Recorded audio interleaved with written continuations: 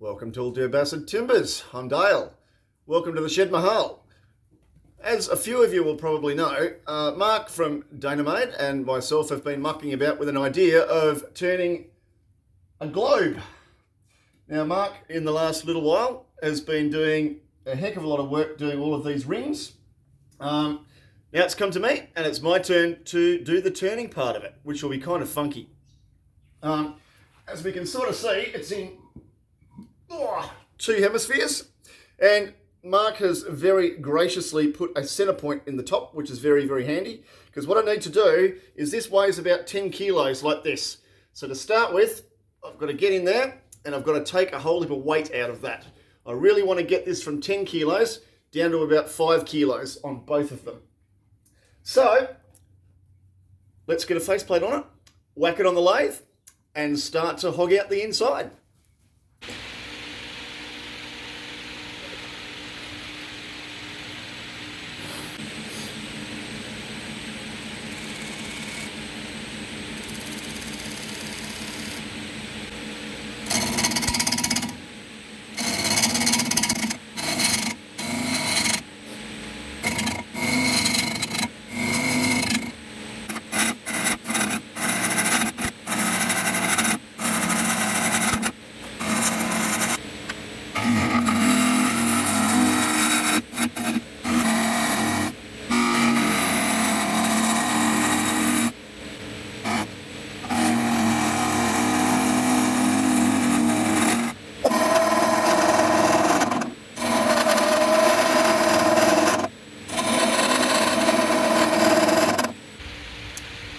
Alright, so 20 minutes later, where are we?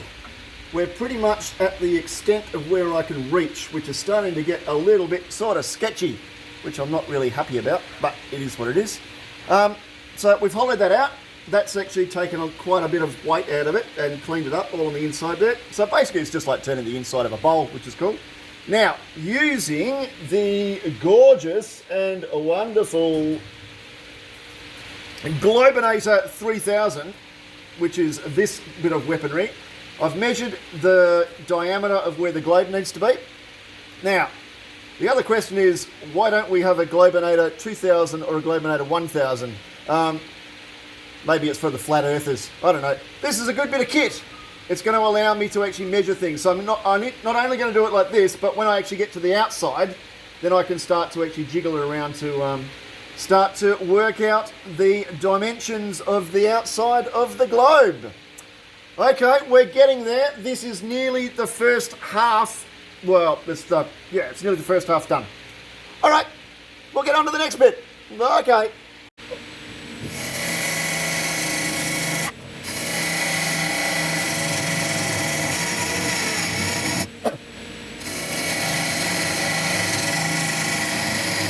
This is the first part of the globe being done. This is the first hemisphere. I've turned the inside. I've taken off quite a bit of chunk on the outside as well. As you can see, I've marked out what the actual thickness of the globe is going to be. Got another one to do. Then I can start gluing it up, and then I can get the Globinator 3000 weaponry that I've got over there, and we'll put it together and start to turn it. All right, next time. Alright, so we've got the two hemispheres done. Now we've just got to try and glue them together. Now, I did say that I was going to put a coin inside it, and guess what? Got one. Awesome. So let's pop that in there and just rest it. This time I'll try and not actually glue the damn thing together, because that would really stink, like I did last time. That was dopey. Okay, let's get this thing together.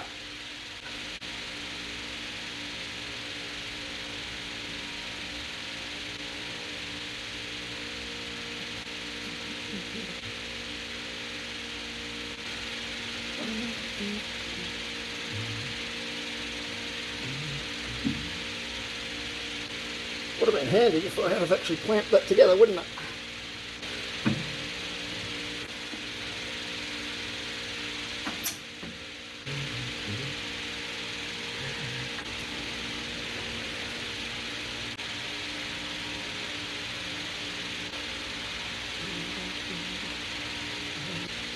That's why you always find a centre point, because if you've got a centre point, you've got something to work with. So this is where we're up to so far. It looks pretty big, doesn't it? That's because it is. That's how much room over the bed I've got, which is 2 parts of bugger all. Realised also, little tiny technical hitch, is a couple of times that rest ain't going to go under that bit. So I'm going to actually have to take the globe off a couple of times and pull the rest right up into this side so that I can actually turn this part of it. Oh, well, these things happen, don't they? You live and you learn. It'd be nice if I had a little bit of a deeper bed on my lathe. But anyway, there we go. So, of course, I've started turning naturally without filming, which is just a lack of practice and getting into the habit. But this is how far I've got so far on day 2, morning 2 after the glue up. So, freehand turned one half of the globe, kind of. Filled a couple of voids, because there are a couple of bits and pieces just through the way that glue ups happen.